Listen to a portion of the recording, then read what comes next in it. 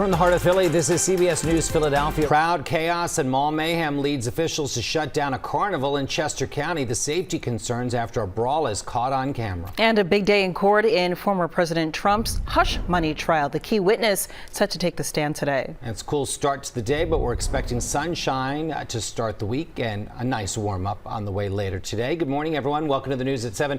Streaming on CBS News Philadelphia and on Philly 57. I'm Jim Donovan. And I'm Janelle Burrell. Welcome to Monday. We're going to kick things off with your next weather forecast. Meteorologist Kate Bilo here with the details. And today is going to be a really nice day, Kate. Today is going to turn out to be a beautiful day, especially in the wake of yesterday. Can't get much worse than that for a May day. Not a great Mother's Day around our area. And we're starting off this morning with some cloud cover in the city and points north and west, but these clouds will be breaking up as the morning goes on. So it's going to turn out to be a beautiful Monday. May not look like it right now, but in many spots across South Jersey and Delaware, the sun is already shining brightly, and these low-level stratus clouds will break up within the next couple of hours. So it's a cool start, but a warm finish with lots of sun breaking out. Temperatures will warm from the 40s in many spots this morning to the 70s this afternoon. Lots of sunshine by afternoon. So right now it is cloudy at the airport. It's 49 degrees, south wind 5 miles per hour.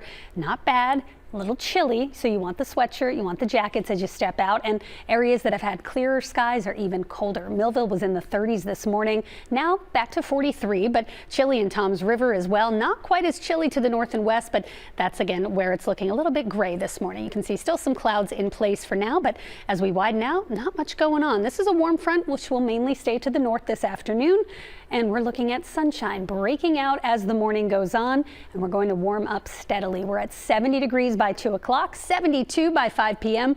and 8 o'clock. It's still bright out, 66 degrees.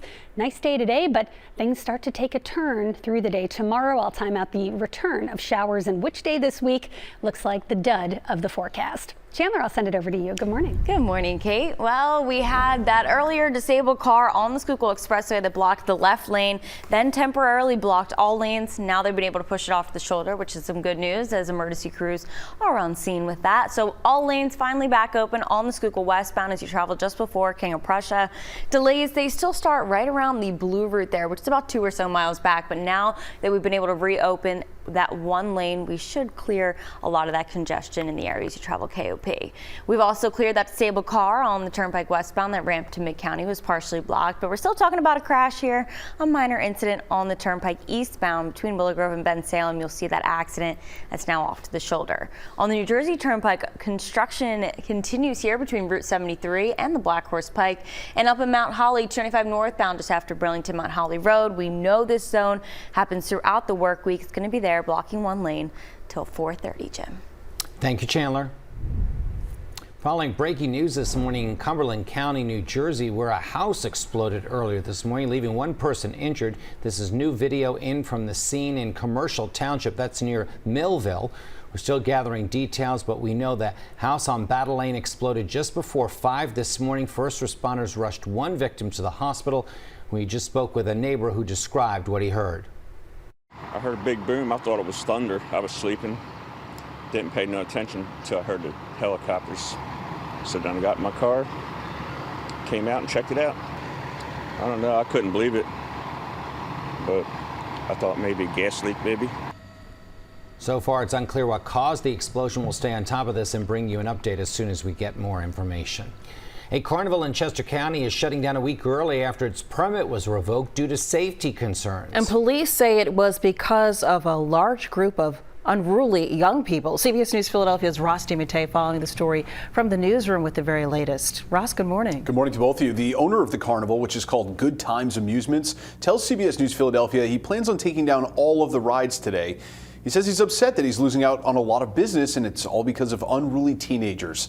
So this is what the carnival looked like yesterday. The lights were off, the rides were halted, it was not open after only 2 days of being open before that. In a statement posted online on Saturday night, West Whiteland police say a large number of juveniles caused a disturbance, creating an unsafe environment. So they asked the carnival operator to shut it down for the night. They added that the crowd was so large, police officers from throughout Chester County had to be called in to help with the situation. Then after the carnival was closed, some kids from the crowd apparently moved inside the mall where they were caught on camera fighting. You can see a young man with long hair being punched and kicked several times. We spoke with Drew Davies, who witnessed this fight with his family. He says what they saw scarred his 2 young daughters. The second we walked into the mall, just a large group of kids, in both directions screaming, "Run!" And then we actually witnessed a large group of kids walk up to one single kid looking into a store, hitting him in the face. One of them said they never want to come back to the fair, and the other one said they never want to come back to the mall.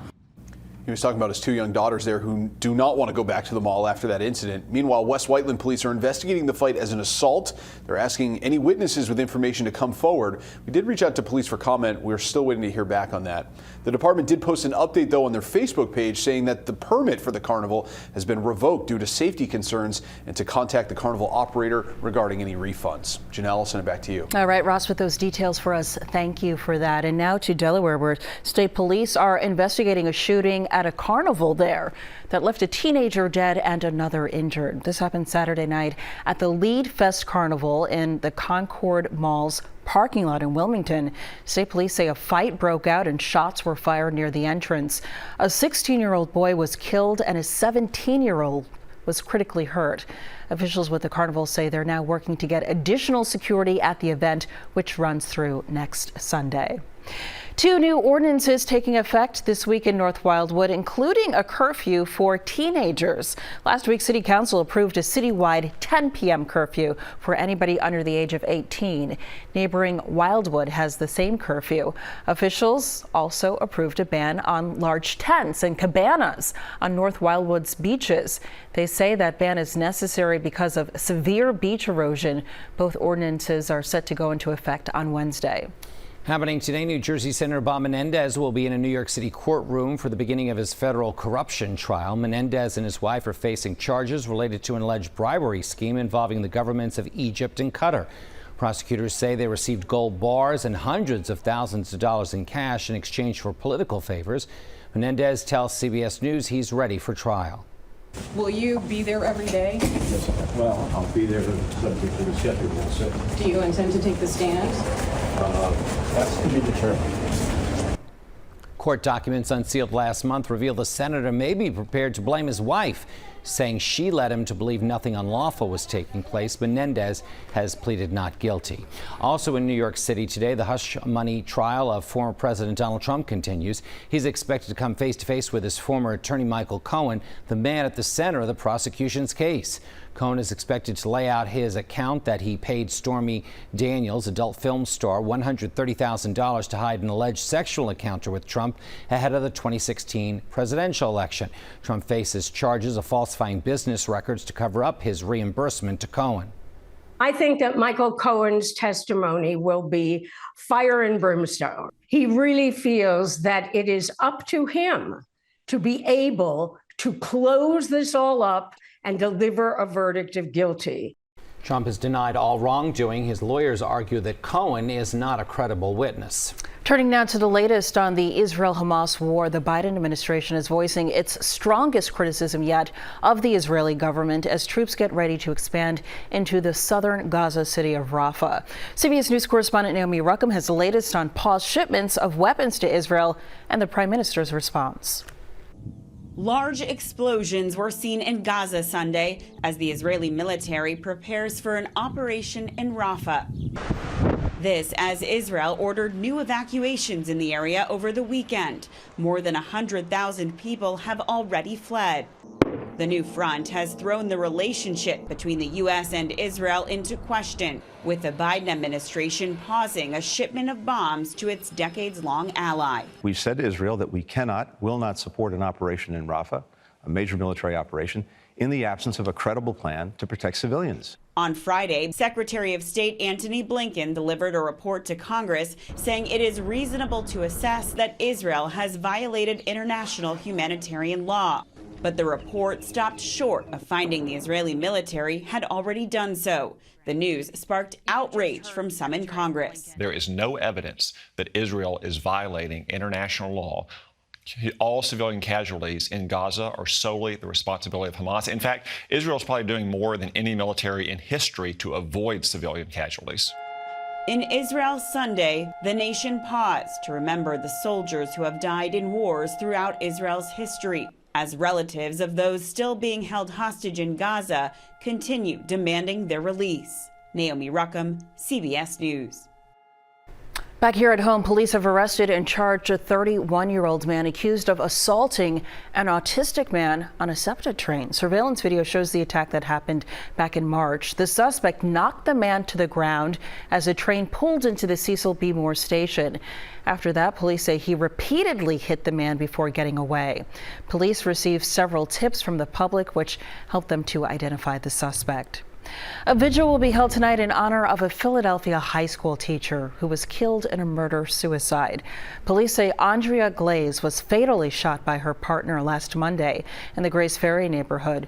Glaze was a special education teacher at the high school at Olney High School. The vigil will be held at the school at 6:15 this evening.